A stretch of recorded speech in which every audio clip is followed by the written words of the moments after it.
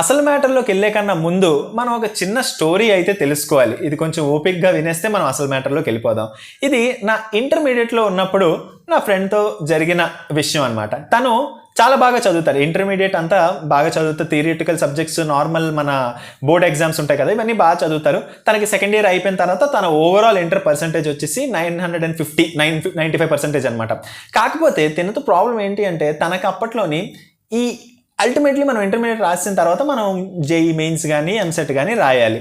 So ఈ ఎంసెట్ అనే ఎగ్జామ్ని తను టార్గెట్ చేసుకున్నారు. తను మ్యాథ్స్ బాగా చేసేస్తారు. మ్యాథ్స్లోని మనకు తెలిసిందే 80 మార్క్స్కి అరౌండ్ 50-55 మార్క్స్ తెచ్చుకోగలిగే స్టేజ్లోనే ఉండేవాళ్ళు. కెమిస్ట్రీ కూడా మనకి 40 మార్క్స్కి అరౌండ్ ఒక 15 to 20 మార్క్స్ తెచ్చుకునే స్టేజ్లో ఉండేవాళ్ళు. బట్ ఫిజిక్స్లోని తను ఎంత ట్రై చేసినా కూడా, ఎన్ని నెలలు ట్రై చేసినా కూడా ఒక 5 మార్క్స్ కూడా రావట్లేదు అనమాట. 5 to 10 మార్క్స్ కూడా రావట్లేదు. సో తను అనుకున్నాడు, ఇప్పుడు మ్యాథ్స్లోని బెస్ట్ కేస్ సినారియోలోనూ ఒక 55 to 60 వస్తుంది, వరస్ట్ కేస్ సినారియోలోనూ 50 to 55 వస్తుంది, రఫ్గా 55 అనుకుందాం. కెమిస్ట్రీలో నాకు యావరేజ్గా ఒక 15 to 20 మార్క్స్ వస్తుంది, పోనీ 20 వస్తుంది అనుకుందాం. సో ఈ 55-25 వేసుకుంటే మనకి అరౌండ్ 75 వస్తుంది. ఇది బెస్ట్ కేస్ సినారియోలో. ఫిజిక్స్లో ఎలాగ నాకు 5 కన్నా రావట్లేదు, సో వదిలేద్దాం. వరస్ట్ కేస్ సినారియో చూసుకున్నట్టయితే నాకు ఇక్కడ 50 వస్తుంది, అక్కడ ఒక 15 వస్తుంది. పొరపాటున నేను ఈ 50-15 బ్రాకెట్లో పడిపోతే నాకు 65 మార్క్స్ వస్తాయి. అప్పట్లోని నాకు బాగా గుర్తు, ఈ 60-65 మార్క్స్ రేంజ్లో కానీ మనం ఉండిపోతే మన ర్యాంక్ 70,000లోనో 80,000లోనో 90,000లోనో వస్తుంది ఎంసెట్ ర్యాంక్. దాంతో మనం ఏం చేసుకోలేము అనమాట. మినిమం మనం అట్లీస్ట్ ఒక 10,000-15,000 రేంజ్లో ఉండాలి అంటే మనం అట్లీస్ట్ ఒక 80-85 అలా ఎంతో రేంజ్లో ఉంటే మనకు వచ్చేదన్నమాట. సో దాన్ని ఏం చేశానంటే ఈ ఫిజిక్స్ ప్రాబ్లమ్ని ఏదో ఒకటి చేసి సాల్వ్ చేయాలి. ఎందుకంటే అక్కడ మార్క్స్ రాకపోతే మనం మ్యాథ్స్లో 80కి 70 తెచ్చేయాలి అనేది లైక్ ఇట్స్ ఇంపాసిబుల్ ఇలాంటి ఎగ్జామ్స్లోనూ. అలాగే కెమిస్ట్రీలో 40కి 30 తెచ్చేయాలంటే అంటే తన మార్క్లో వస్తున్న మార్క్స్ సడన్గా పెరిగిపోలేవు కదా, తనకున్న ఒక నాలెడ్జ్ స్టేజ్కి వచ్చింది, ఇంకా దానికి మించి తను వెళ్ళిపోయారు. ఇప్పుడు ఏదైనా చేస్తే ఫిజిక్స్లోనే చేయాలి. ఏం చేద్దాం ఎందుకంటే తన వల్ల అయితే కావట్లేదు. తను అనుకున్నాడు అనమాట, నా వల్ల అయితే కావట్లేదు, నేను ఇంకేం చేస్తాను ఫిజిక్స్లో. సడన్గా అయితే వచ్చింది 2 years. అప్పుడు లాస్ట్ 5 years 10 years పేపర్స్ ఏవైతే ఉంటాయో ఎంసెట్ అన్నీ తీసి అసలు ఫిజిక్స్లోని ఎలాంటి క్వశ్చన్లు వస్తున్నాయి కాదు, ఎలా ఉంది ఆప్షన్ ప్యాటర్న్ అని తను చూడడం స్టార్ట్ చేశాడు అనమాట. అంటే ఏ ఆప్షన్ రావడానికి ఎక్కువ ప్రాబబిలిటీ ఉన్నది అని తను చూడడానికి అయితే ట్రై చేశాడు.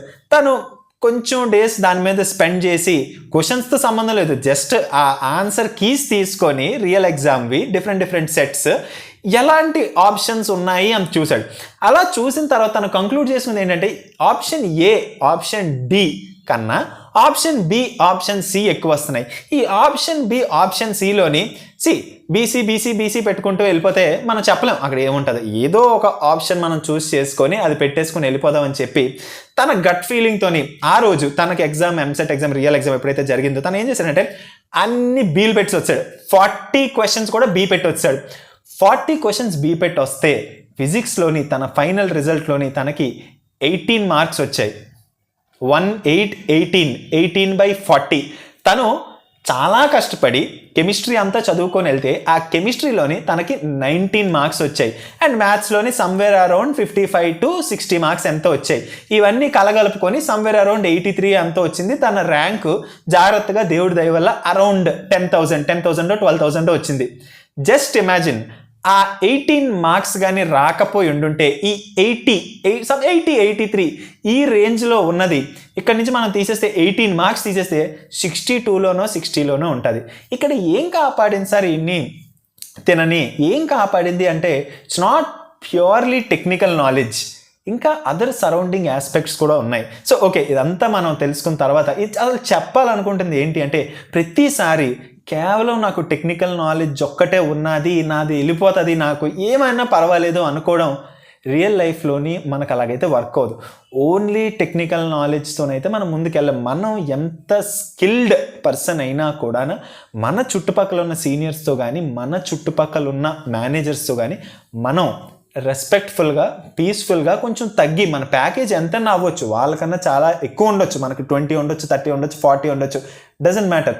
మన ప్యాకేజ్ ఎంత ఉన్నా కూడా మనం ఎలా ఉండాలి ఎదుటి వాళ్ళతోని సత్సంబంధాలు మెయింటైన్ చేసుకుంటేనే మనం లాంగ్ రన్లో ముందుకెళ్తాం. నేను ప్రతి 2 ఇయర్స్కి మారుకుంటూ వెళ్ళిపోతానంటే ఎక్కడన్నా ఒక సిచ్యువేషన్ వచ్చినప్పుడు అరే వీడు మనోడ్రా, వీడికి మనం ఏదో చెయ్యాలి, మన ప్రాజెక్ట్లో ఓపెనింగ్ లేకపోతే తను ఇంకో టీంలో పెడదాం, ఇలాంటిది క్రియేట్ అవ్వదు. బంధం అనేది లేకపోతే ఎవరు హెల్ప్ చేయాలనుకోరు. ఎందుకంటే ఒక మేనేజర్ ఉన్నారు, తన కింద 3 ఎంప్లాయీస్ ఉన్నాడు, ఒకళ్ళు కొత్తగా వచ్చారు, తన పని ఏంటో మనకు తెలియదు, పెద్ద ప్యాకేజెస్ తెచ్చుకున్నాం. మిగతా ఇద్దరు ఆ మేనేజర్ కిందనే ఒక 2-3 ఇయర్స్గా ఉన్నారు, మేనేజర్తో మంచిగా మాట్లాడుతున్నారు, క్లోజ్గా మాట్లాడుతున్నారు. అవకాశం ఉంటే మేనేజర్ ఎవరిని ఉంచుకుంటారు? ఈ కొత్తగా వచ్చిన వాళ్ళు ఉంచుకుంటారా, వాళ్ళిద్దరు ఉంచుకుంటారు? డెఫినెట్లీ 90% ఆఫ్ ద కేసెస్లో at the end of the day we are all humans. మనకి ఎమోషనల్ కనెక్ట్ అనేది ఒక పర్టికులర్ పర్సన్తో ఉన్నప్పుడు ఆబ్వియస్లీ ఎంత స్కిల్డ్ అయినా అన్స్కిల్డ్ అయినా సార్ టెక్నికల్ నాలెడ్జ్ లేకపోతే ఇంప్రూవ్ చేసుకోవచ్చు, కంపెనీ ఇంప్రూవ్ చేయగలదు.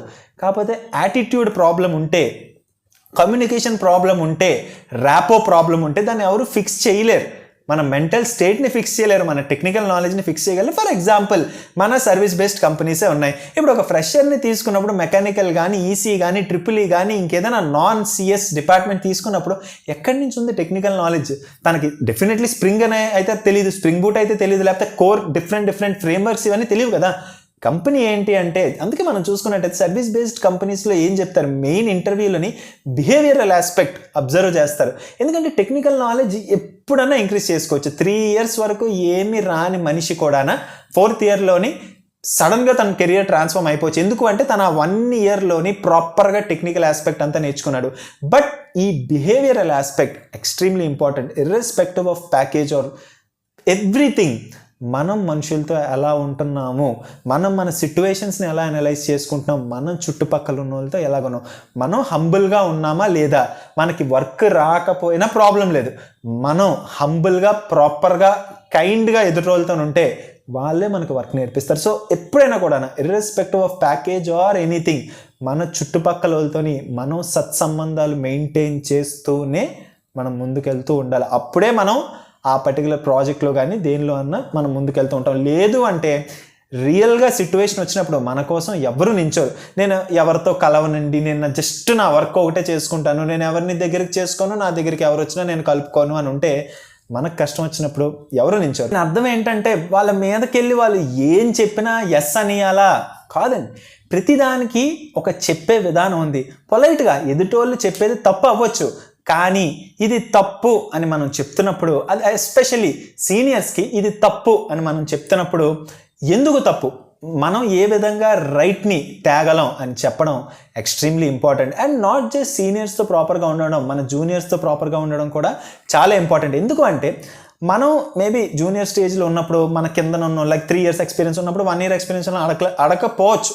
బట్ మనం ఒక 4 ఇయర్స్ 5 ఇయర్స్ 6 ఇయర్స్ ఎక్స్పీరియన్స్ వచ్చిన తర్వాత కొన్నిసార్లు కొన్ని ప్లేసెస్లోని 2 ఇయర్స్ 3 ఇయర్స్ ఎక్స్పీరియన్స్ ఎవరైతే మన కింద పనిచేస్తున్నారో వాళ్ళ దగ్గరికి వెళ్ళి ఈ పలానా పర్సన్ మీతో ఎలా బిహేవ్ చేస్తున్నారు ఇలాంటివన్నీ చూడాలు ఉంటాయి. మనం లీడ్ అవ్వకపోవచ్చు, but still being a senior developer అంటే ఒక 6 ఇయర్స్ పొజిషన్లో ఉన్నప్పుడు తినని నేను లీడ్ చేయగలనా లేదా, మేనేజర్ ఎప్పుడూ కూడా ఒక పర్టికులర్ డెవలపర్లోంచి చూసుకునేది ఒకటే, తినని రేపు నేను లీడ్ పొజిషన్లో పెట్టగలనా లేదా, will he be able to lead the team with empathy, అంటే ప్రాపర్గా జనాలకి రాపోతే తను నించొని తను చెప్పగలడా లేదా. సో మన behaviour aspect extremely important. Technical knowledge ఎంతైతే ఇంపార్టెంటో మన బిహేవియరల్ ఆస్పెక్ట్ కూడా అంతే ఇంపార్టెంట్. ఓన్లీ టెక్నికల్ నాలెడ్జ్ ఉంటే పని అవుతుందా? కొన్నిసార్లు అవుతుంది. ఓన్లీ బిహేవియరల్ ఆస్పెక్ట్ ఉంటే పని అవుతుందా? అవ్వకపోవచ్చు. But technical aspect plus behavioural కానీ ఉంటే ఖచ్చితంగా డెఫినెట్లీ మన జర్నీ ఇంకొంచెం స్మూత్గా ఉండి మనకు అవసరం వచ్చినప్పుడు మన వాళ్ళే అంటే లైక్ మన మేనేజరు మన లీడే మనకు అవసరం వచ్చినప్పుడు ఖచ్చితంగా నించుంటారు.